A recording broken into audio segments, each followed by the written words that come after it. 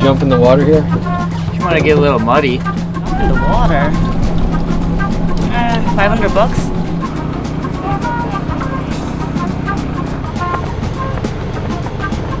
Yeah. Let's get this going, buddy.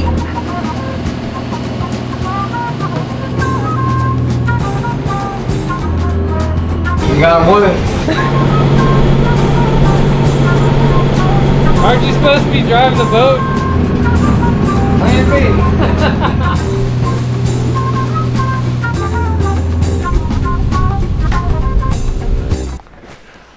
Oh, that wasn't...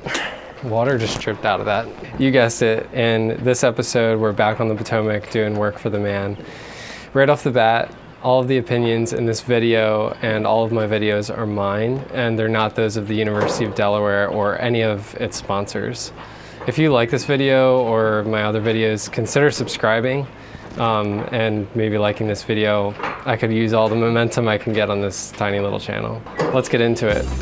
This trip was literally picking up what we put down last time. If you missed part 1, maybe go watch it, but here's a quick recap anyway. We took a trip up to a field site on the Potomac River, which is on the east coast of the United States, to study something called munitions and explosives of concern, sometimes called UXO, or basically unexploded bombs, that are on the Potomac River. We set up an experiment where we deployed a bunch of dummy munitions on the seafloor for roughly 6 weeks, and we wanted to see how they would maybe move over time.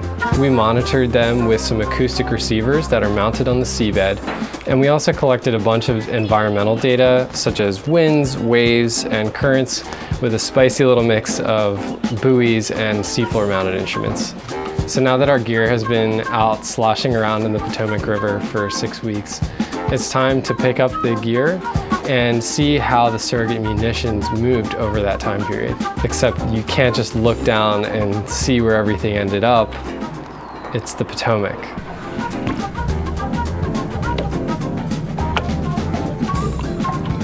So we had to repeat the surveys that we did last time. We did a hull-mounted sonar survey to get a low-resolution, high positional accuracy picture of where the larger objects, like the instrument frames, were, as well as a map of the surface sediment layer.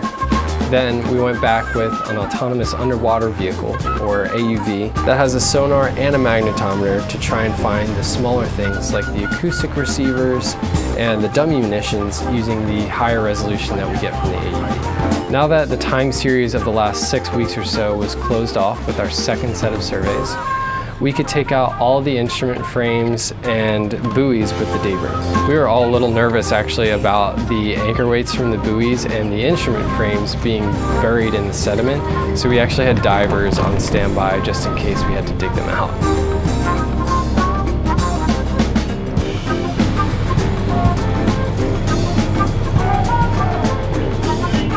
After all was said and done, everything ended up going really smoothly. The only thing that catastrophically failed was Evan's latest attempt at trying to convince me that he surfs.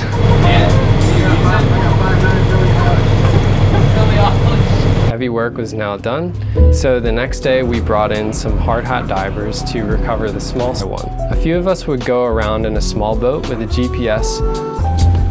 Don't go until it's 2, 1. Then the divers would pick up the surrogate munitions, which were sometimes a little bit buried, using these buoys as guides while we killed some time on the boat.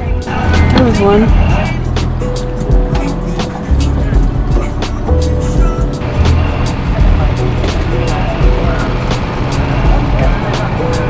Mark, have you worked at all today?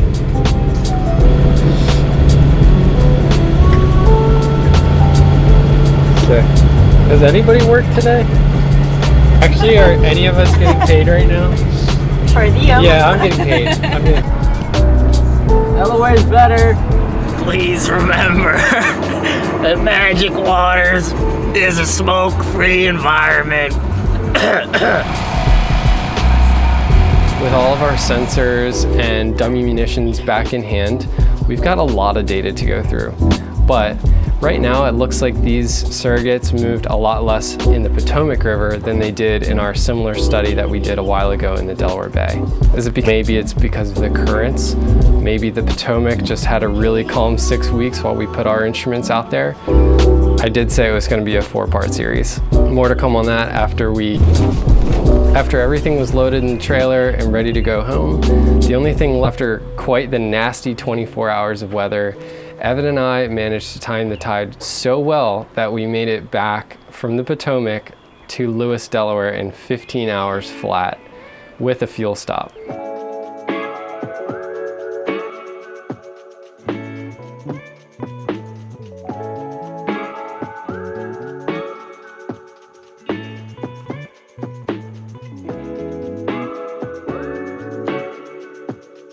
We even got a warm welcome home.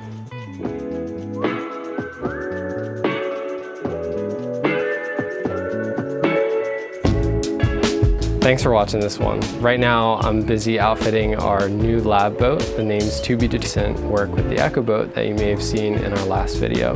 With that, stay tuned for some more science, surfing, sailing, whatever else might be coming. See you soon.